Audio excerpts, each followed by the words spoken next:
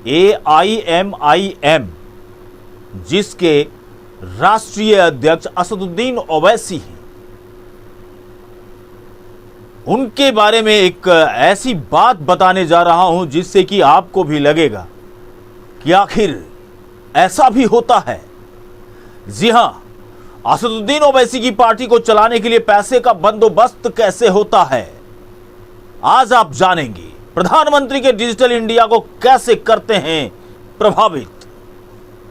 आप देखेंगे कि कैसे नए हिंदू व्यवसायियों को उनके गुर्गे करते हैं टारगेट।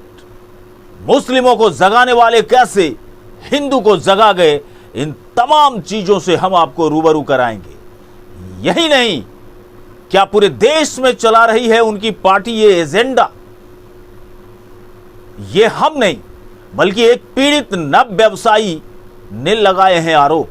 ये ओवैसी साहब अपनी पार्टी का फंडिंग जुटाने के लिए, हमें लगता है कि ऑल इंडिया में हर जगह ये अपना कार्य करता है।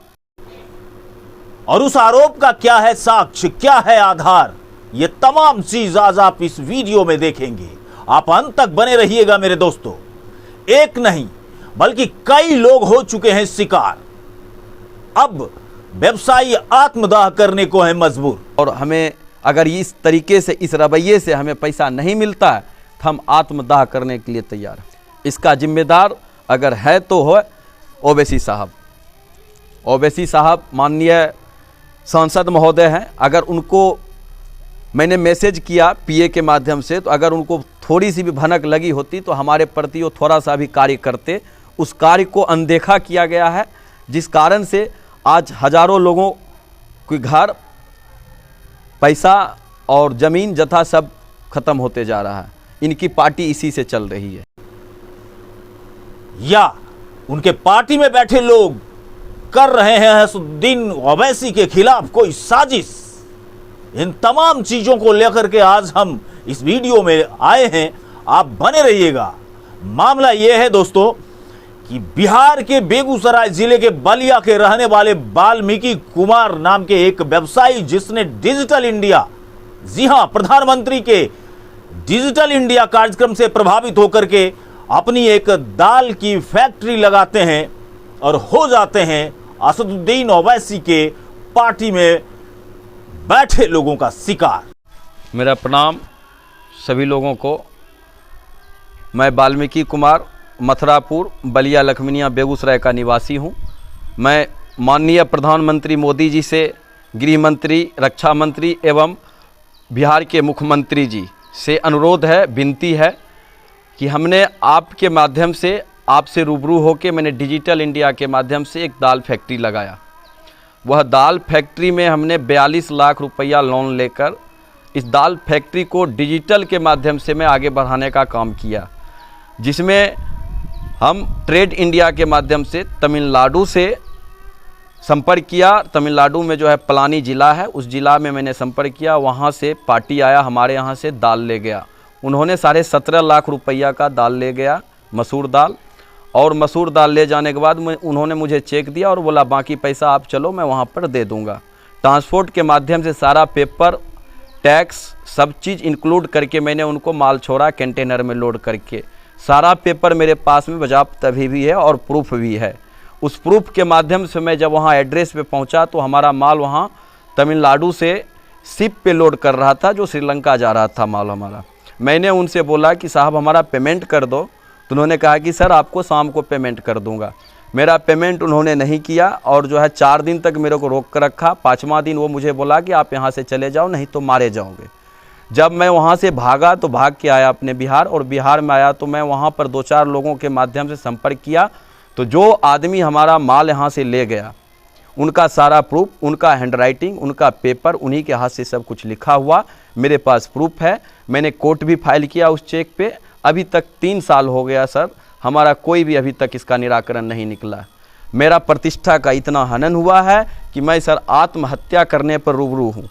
अभी मेरा ये हाल है कि मेरे परिवार, मेरा घर, मेरी संपत्ति सब कुछ नीलाम होने की कंडीशन में है।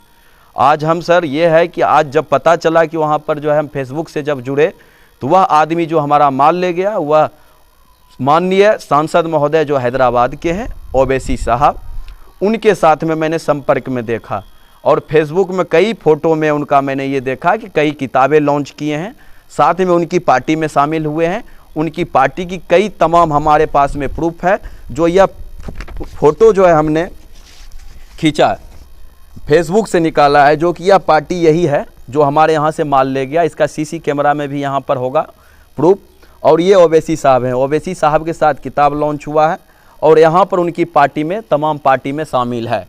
तो अतः हमें यह इससे समझदारी हो रही है, हम समझ रहे हैं कि इनका जो है ओवैसी साहब के साथ भी हाथ है।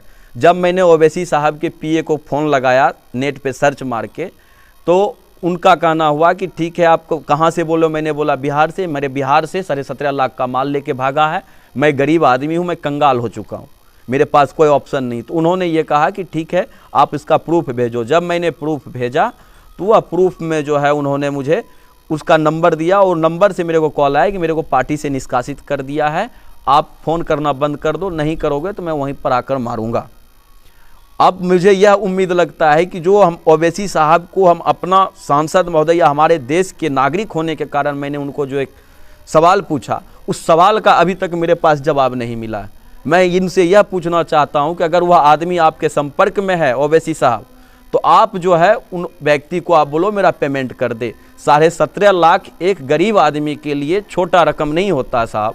आज मैं रोड पे हूँ, हमारा कोई मतलब कहीं का नहीं जगह है, मैं परेशान हूँ, मेरा घर परिवार सब लूट चुका है, गांव के लोग हंसते हैं, शहर में मैं अपना मुंह दिखाने लायक नहीं हूँ। बैंक से 11 बार नोटिस आ चुका है नीलामी का। आज मैं नीलाम करने के कगार पर हूँ। मैं अपनी ज़मीन जगह सब बेच बेच के बैंक वालों को दे रहा हूँ। आखिर कब तक दूँ? मैं प्रधानमंत्री से यही कामना करता हूँ, यही उम्मीद करता हूँ कि इन पैसों को हमें दिलाने का आप कष्ट करें और यह प्रेशर आप ओवैसी साहब के पास दें, ताकि ओवैसी साहब के वह संपर्क में है जो माल हमारा ले गया है, उनके संपर्क के माध्यम से अगर यह हमारा पैसा मिल जाता है तो मैं आपका हमेशा आभारी रहूँगा। इससे यह उम्मीद करते हैं कि जो ये हमारा मसला हुआ है ये हमारे साथ नहीं हुआ है।